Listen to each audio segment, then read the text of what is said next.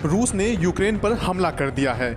Ukraine में बम धमाकों की, हवाई हमलों की और अफरा तफरी की तस्वीरें दिखाई दे रही हैं। हमले की जो प्रमुख वजह सामने आई वह यह थी कि रूस यूक्रेन को पश्चिमी देशों के पाले में नहीं जाने देना चाहता है। वह इसके यूरोपियन यूनियन और नाटो में शामिल होने की आहट के बीच बौखला गया है। लेकिन क्या बात नाटो की और यूरोपियन यूनियन की ही है या किस्सा इसके आगे भी है? आइए समझते हैं। रूस के हमले के बाद दुनिया इस संघर्ष को मिलिट्री की ताकत से जोड़कर देख रही है, लेकिन यह कहानी का अंत नहीं है। अर्थव्यवस्था, प्राकृतिक संसाधन, रेयर अर्थ मेटल और इन पर दावे की कोशिश भी इसकी एक प्रमुख वजह है। ऑयल और गैस यूक्रेन में यूरोप का दूसरा सबसे बड़ा गैस भंडार है।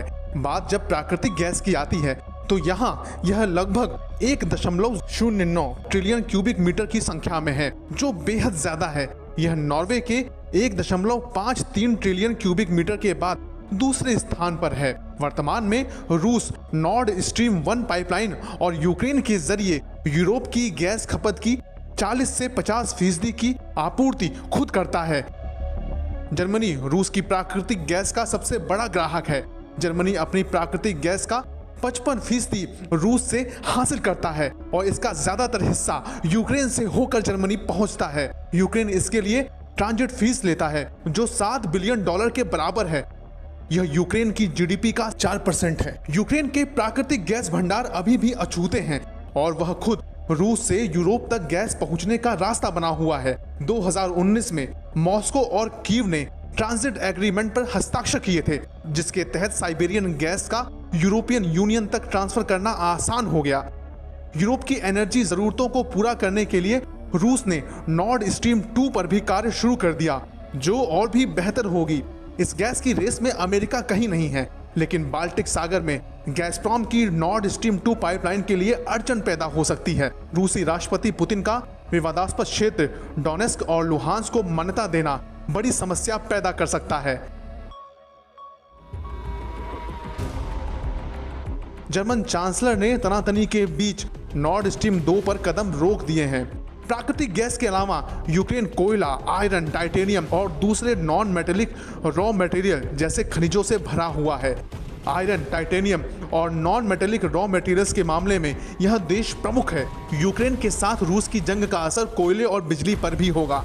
पिछले साल भारत ने घरेलू कोयले की कमी को पूरा करने के लिए कोयले का आयात किया और यूक्रेन पर रूसी हमले के बाद वह सप्लाई चेन भी प्रभावित होगी। यूक्रेन में प्राकृतिक संसाधन बहुत अधिक हैं। यहाँ धरती के 5% प्राकृतिक और खनिज संसाधन हैं। टाइटेनियम, आयरन और नॉन मेटेलिक रॉ मटेरियल्स ऐसे अहम मटेरियल हैं जिन्हें यूक्रेन एक्सपोर्ट करता है।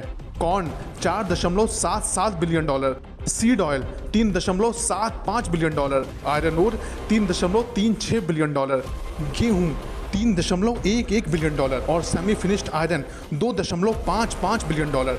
ज्यादातर रूस, चीन, जर्मनी, पोलैंड और इटली को ही निर्यात किया जाता है। कीमती धातु 2019 में यूक्रेन दुनिया में आयरन ओर का 5वां सबसे बड़ा एक्सपोर्टर था। इसी साल यूक्रेन में आयरन ओर तीसरा सबसे ज्यादा निर्यात किया जाने वाला संसाधन था। यह भी जान लें कि टाइटेनियम और लिथियम दुनिया में सबसे कीमती धातुओं में से कुछ हैं। लिथियम यूक्रेन में लिथियम क्षेत्र किरोवोह्राड, डोनेस्क और ज़ैपोरिज़िया ओब्लास्ट में है, लेकिन क्षेत्र में फिलहाल कोई खनन का काम नहीं हो रहा है। लिथियम केमिकल इलेक्ट्रिक व्हीकल में बैटरी का अहम कंपोनेंट है। ज्यादातर ऑटोमोबाइल कंपनियां दुनिया भर में लिथियम के भंडार की तलाश कर रही हैं। टाइटेनियम, कुछ अनुमानों के मुताबिक टाइटेनियम अयस्कों के भंडार का 20% यूक्रेन में है। दिलचस्प बात यह है कि 2021 में चीन यूक्रेन के टाइटेनियम अयस्क का सबसे बड़ा आयातक था। रूस दूसरे और तुर्की तीसरे स्थान पर था। रूस यूक्रेन संघर्ष में जो एक इंडस्ट्री सबसे ज्यादा प्रभावित हो सकती है वह एयरक्राफ्ट है।